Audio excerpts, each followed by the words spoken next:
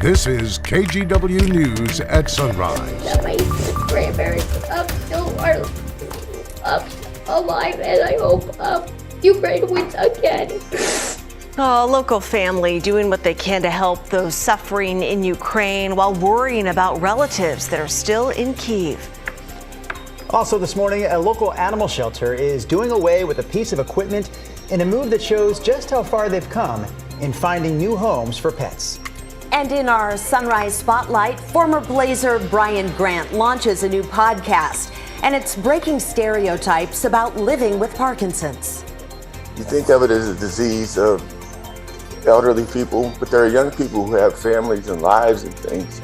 Brian was just 36 when he got his diagnosis, and his podcast is real talk about real life, from parenting with Parkinson's to dating. He's opening up in hopes of helping other patients and the people they love. Our conversation is coming up for you at 5:15 this morning. That's good to see him. Good to see you. Good morning on a Tuesday. Notice anything different? A little bit. Yeah, back at the desk. Oh yes, we're all kind of close. Right? Maybe too close. It feels weird. Opened another chapter in the pandemic, so Exactly. hopefully we'll stay here. We'll enjoy it while we're here, and if we're not, so it goes. Jeez Louise. Well, that's the way it's been. Yeah. Rodney's just on standby over there. When do I get to talk, he asks. Now. And I've switched sides. For years, I stood on that side. Huh? And then things didn't go so well. So we're hoping this shift is a in new powers. chapter of life. All right, here we go. We have radar out there, scattered showers following the front that came in last night. And notice the bright colors. There's a heavy downpour up around Longview. There's a heavy shower passing north of Salem. And it's pretty wet overall. And I think it stays that way for your commute. So count on have to turn on the windshield wipers this morning. We have 51 degrees with the solid cloud cover up top. I do expect some sun breaks during the day as we look at the bus stop weather. Should be cooling into the upper 40s through 8 o'clock this morning, 51 at noon, and temperatures don't do much today, about 54 when the kids get out of school. Your 7-day forecast does have some dry weather on it. That's coming up. All right, Rod, thank you.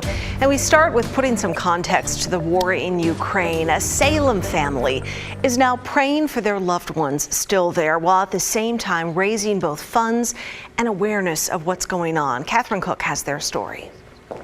Smiling faces in Kyiv, Ukraine. For Olena Sheremeteva, last summer's family vacation feels like a world away.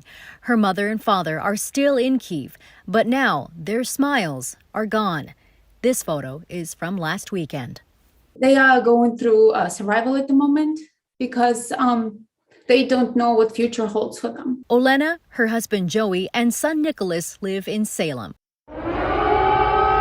She says her parents, Natalia and Mikola, spend their nights awake in a bomb shelter and their days checking on friends while trying to eat and rest.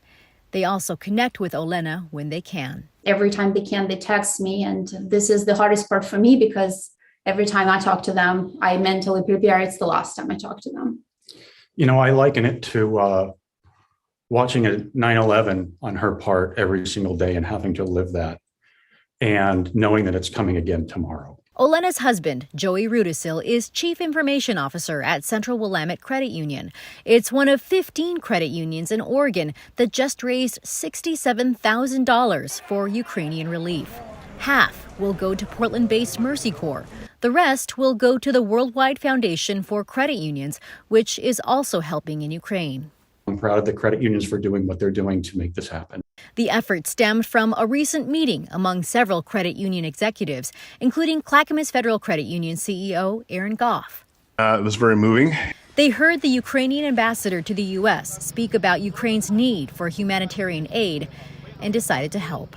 We often come together to have impact, to do things that help the community and our members. Usually it's the local community, but in this case, halfway around the world. And as the world waits for word of hope in Ukraine, so does Olena's family. That my grandparents still are alive, and I hope Ukraine wins again. Olena's family hopes their story and the generosity of others will inspire more people to donate money to Ukrainian relief funds. We've posted information on several nonprofits that are helping on KGW.com. Catherine Cook, KGW News. Meanwhile, another round of talks between Russia and Ukraine ended without the two sides any closer to a peace agreement or a ceasefire. Yeah, fighting continues to intensify in Ukraine as Russian troops close in on several key cities, including the capital city of Kyiv. More than 2.5 million people have already escaped from Ukraine, and monitors with the United Nations say a lot of those people are now dealing with the trauma of what they went through to get out of the country. They just are scared, and the first thing they're asking while crossing the border is, please tell me that there are no shootings here, please tell me that there are no bombings, do you have these sirenas, please tell me that we are in security. Tomorrow, Ukrainian President Zelensky is set to address members of the U.S. Congress. He's been pushing Western leaders to take more aggressive action in support of Ukraine. And as millions of Ukrainian children flee the only home they've ever known, their teachers are doing everything they can to keep classrooms going from afar. This morning, the Today Show talks with the teachers, offering their students much more than just a lesson plan. When did you and your other teachers decide, okay, we need to get the kids back into learning? We just understood that we had a lot of energy to do something for the world, just like to be involved in a common victory, you know. You can watch the full story coming up on the Today Show right after sunrise. Back here locally, a mother and businesswoman is being remembered by her family and the people who supported her local coffee stands. Melanie Ward died in an ATV accident on her property earlier this month. She was the woman behind the popular country coffee stands in Clackamas and East Multnomah County. Hundreds of comments have poured in to support her family and her staff on their social media pages. We spoke with her sister, Tatum, who just opened up a new country coffee location last week in Estacada. It's kind of cool that she not only made a great life for herself and her husband and her twins, but she also was able to share that with the 3 other franchise owners, including myself. Her family will have a private funeral today, and then a public memorial will be held in Boring at Good Shepherd Community Church. Melanie Ward was just 30 years old. Now to a story that shows how far we've come in our treatment of unwanted pets. These days, euthanasia is increasingly rare, with adoption rates high.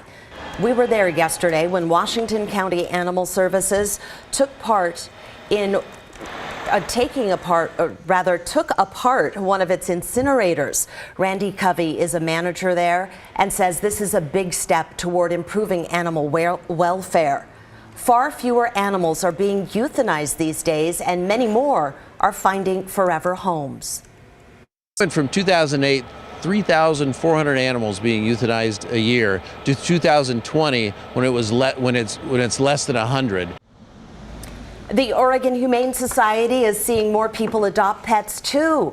Right now, you do have to make an appointment to do that. So if you're interested, just go to the Humane Society's website to sign up. It's updated with new animals every night between 6 and 7 o'clock. Oh, good to know. Well, in your headlines this morning, celebrated journalist and documentarian Floyd McKay has died. McKay had a long career here in the Northwest. He was a news analyst at KGW and taught journalism for several years at Western Washington University. McKay was perhaps best known for his decades-long career as a politics reporter and opinion writer. He also published a book in 2016 called Reporting the Oregon Story that details some of the stories he covered throughout his career. He was 86 years old. Here's a weird one. A Eugene man has pleaded guilty to importing and exporting hundreds of live scorpions out of Oregon. Court documents show Darren Drake was getting them from Germany. He even labeled some of the packages as chocolates to try and cover his tracks. The scorpion shipping operation could land Drake in jail for a year and a $100,000 fine. The former school superintendent who was fired abruptly by the Newburgh School Board has a new job. Dr. Joe Morlock will take over as superintendent of the Woodburn School District.